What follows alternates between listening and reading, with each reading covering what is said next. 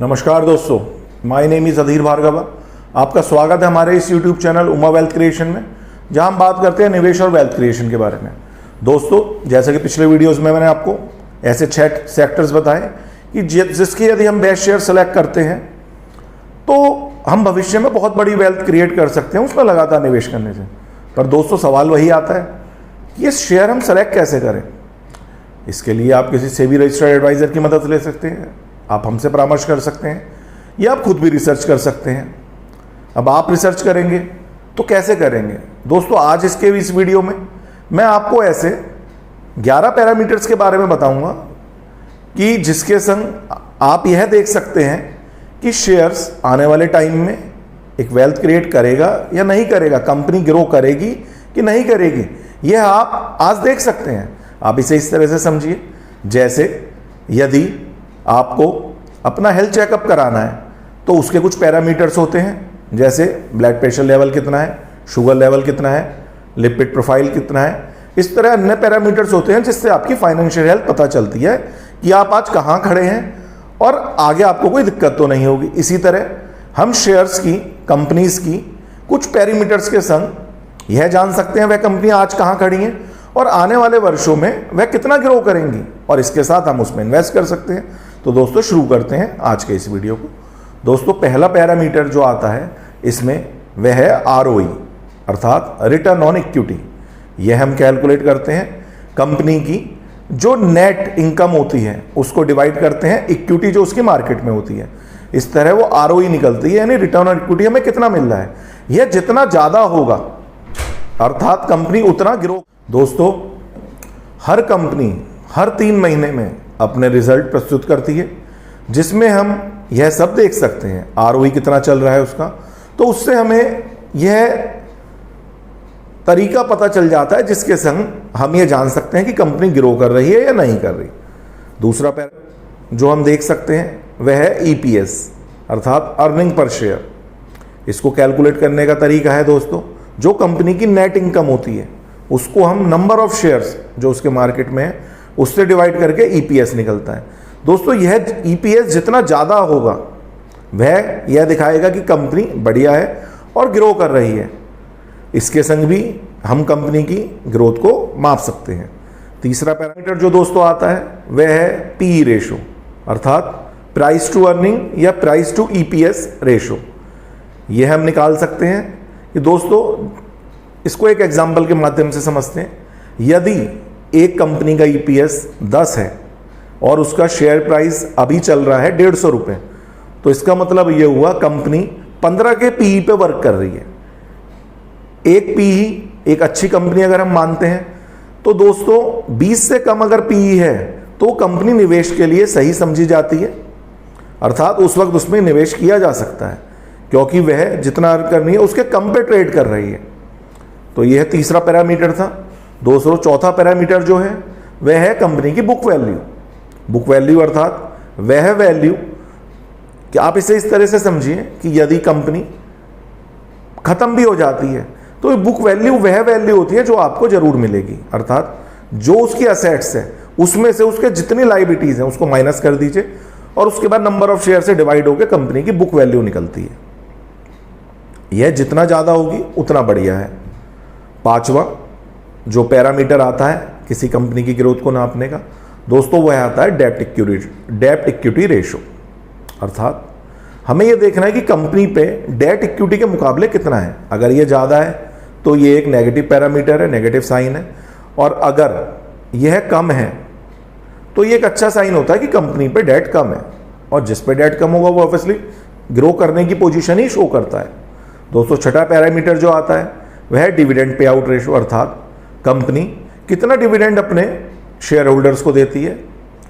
तो जितना वह ज़्यादा होगा डिविडेंड पे आउट रेशो उतना कंपनी एक अच्छी मानी जाएगी इन्वेस्टर के लिए।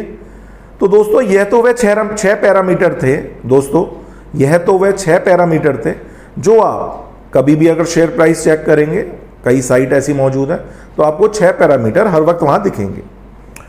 इसके साथ साथ कुछ अन्य पैरामीटर्स भी हैं जो देखने जरूरी होते हैं।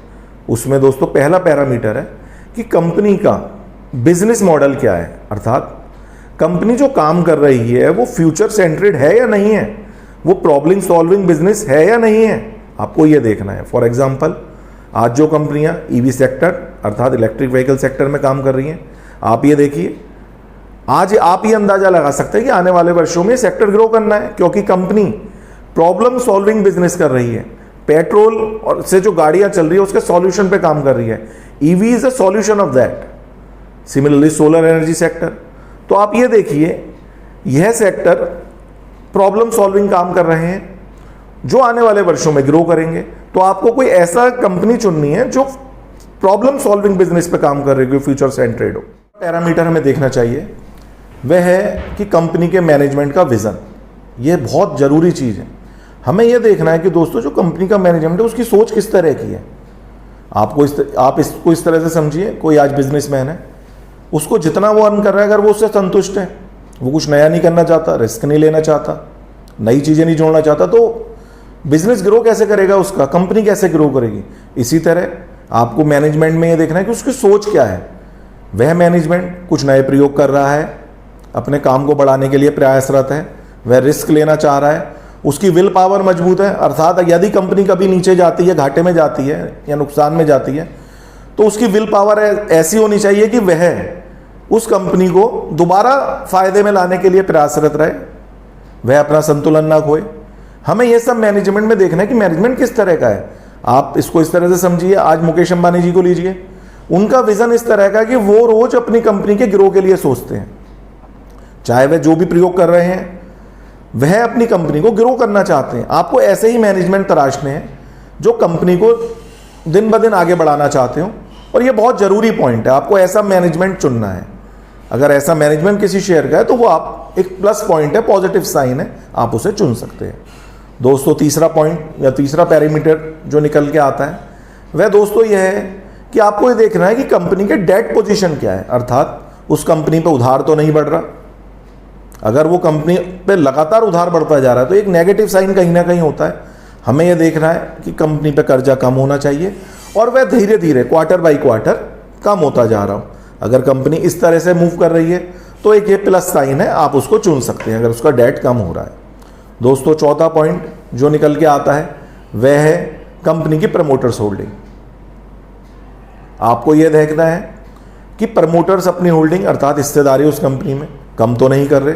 लगातार अगर वह कम हो रही है तो ये एक नेगेटिव साइन होता है, क्योंकि अगर कंपनी के मालिक ही अपनी हिस्सेदारी कम कर रहे हैं तो कहीं ना कहीं उन्हें विश्वास कम है अपनी कंपनी पे, और अगर ये हिस्सेदारी बढ़ रही है या स्टेबल है तो ये एक प्लस साइन है उस कंपनी में इन्वेस्टमेंट के लिए। दोस्तों, पांचवा पॉइंट निकल के जो यहाँ आता है सबसे जरूरी वह यह है, आपको यह देखना है कि कंपनी लगातार ग्रो कर रही है या नहीं। Quarter by quarter company result देती है, मैंने बताया था पहले, कंपनी 4 बार साल में अपने रिजल्ट देखती है। तो आपको हर क्वार्टर में जब रिजल्ट आए कंपनी के, उसकी बैलेंस शीट में ये देखना है कि कंपनी लगातार ग्रो कर रही है, अर्थात उसका नेट प्रॉफिट बढ़ रहा है कि नहीं बढ़ रहा। अगर वह क्वार्टर बाई क्वार्टर बढ़ रहा है और लगातार कई क्वार्टर से बढ़ रहा है तो ये एक बहुत पॉजिटिव साइन होता है किसी भी कंपनी में निवेश करने के लिए।